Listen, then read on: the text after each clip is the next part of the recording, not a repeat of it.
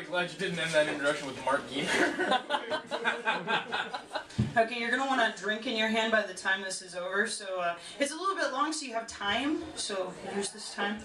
I'm the kind of girl that when I go to the bathroom, I always go to the stall at the end. You know, you think it's awkward for you guys when you're talking to each other at the urinals.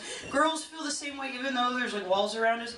But in the last bathroom stall down here at Mays, there is basically a shrine to Daniel Valentine, one of the most amazing men who has ever touched this earth. And some cunt with a Sharpie has crossed it out. So if you're here tonight, come up to me after the show and I will stab you in the jaw. I'll be the only one stabbing people in the jaw. So, yeah, I mean, there's not too many of us out there, so you can find me. So come on up and introduce yourself. I'll stab you in the jaw. I love stabbing in the jaws. Anyway, this is a dream that I had about Dan about 2 weeks before he passed away. This is a dream of Dan, October 12, 2010. Sitting down the cooler, I smiled at him and said, "I brought you the West Coast." He gave me his patented eye roll, yeah right, chin shrug. Oh, I know what you're thinking. You're wondering, how were you able to fit the entire West Coast into that tiny cooler? Well, as it turns out, the West Coast really isn't that big once you push all the people off of it. Now, don't worry, I gave the people in California a rowboat, and they're going to paddle in circles until Nevada breaks off and falls into the ocean.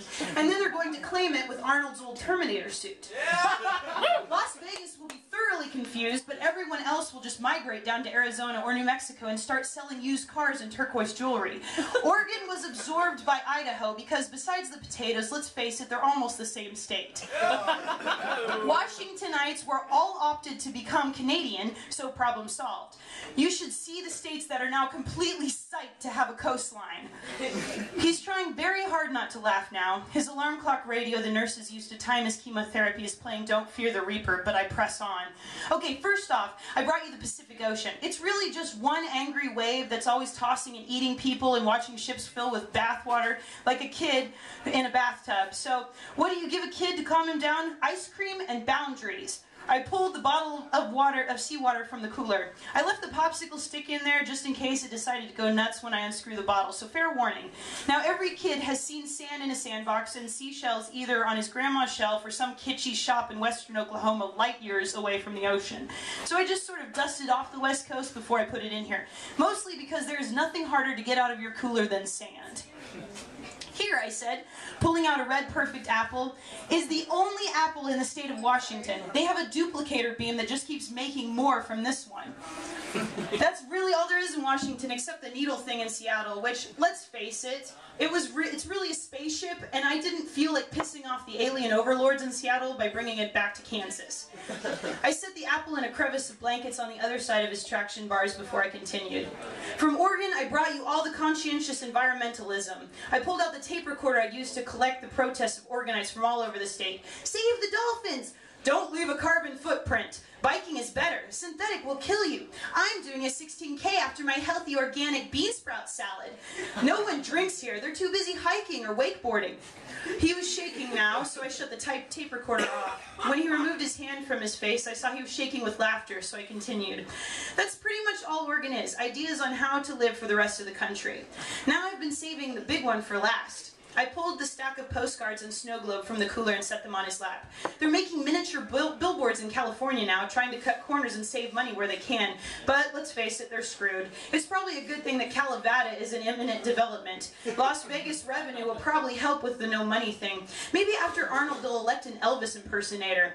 Anyway, so here are the most important billboards, etc. They kind of just pass them from person to person rather than have them in one place for people to look at. I grabbed those from the last guy I helped into the rowboat. And Hollywood Hill has fallen into the ocean long ago. Nobody likes to talk about it much. When I climbed up there to bring it to you, all I found was this stupid snow globe that they shine a really high-powered flashlight through like a bat signal to look like the Hollywood sign is still there. So here you go. If you want, later we can recreate it on your wall. He nodded, but his smile was fading again. Okay, I said, pressing on. California, of course, means SeaWorld and Disneyland, but due to some under-the-table deals that few people know about, they've been combined now to be Scene Dis Kiss World, which is no longer that popular. It's mostly populated by confused Snoop Dogg fans wearing Mickey Mouse ears and carrying stuffed porpoises. I looked around it for a while and didn't really see anything worth saving but the shame, so I brought you a souvenir, so that we may remember the fall of West Coast entertainment. I set the stuffed killer whale between his feet under the hospital sheet and placed the Mickey Mouse ears up carefully on his thinning hair. Now, I know you're probably wondering about the safety of all the good celebrities. Don't worry. Quentin Tarantino is currently living in New York with Dick Wolf. Christopher Walken is in Europe, and the entire living cast of Star Wars is at Lucas Ranch 2 in North Carolina for a reunion and a never-ending viewing of the Star Wars Christmas special, where they will discuss what went wrong. Oh, and Neil Patrick Harris, Jason Segel, and the cast of Star Trek The Next Generation were all scammed into going on a celebrity cruise to the Arctic, so Patrick Stewart and Patrick Harris are probably glaring at each other over a plate of cold polar bear about now. So no worries there. Okay, the second to last best thing about the West Coast is I pulled out a wine bottle and wiggled the cork from its neck. Cheap wine! As I handed him a Dixie cup of $2 Chuck, I watched his face, hoping to see the cheeks crease into dimples and his now wispy beard draw up to the corners of his old smile. But his face was the same, a sad sort of appreciation. Okay, I said, when we drained our cups, the last and best part of the West Coast is... I pulled the cardboard boxes from the depths of the cooler. The fast food you can only find out there. Jack in the Box and Red Robin.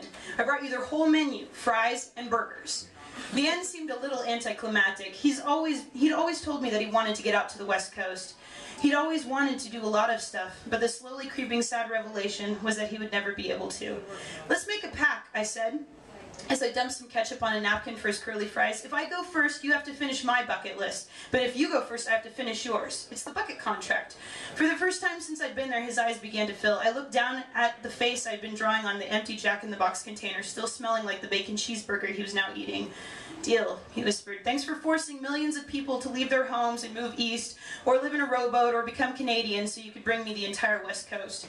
It's not over yet, I said with a grin. They better start constructing a Lucas Ranch 3 in Montana, because I still have to bring you the East Coast. Man, for that one, I might need a bigger cooler. You've got your lobster, bagels, pirate ships, tea parties, the Liberty Bell.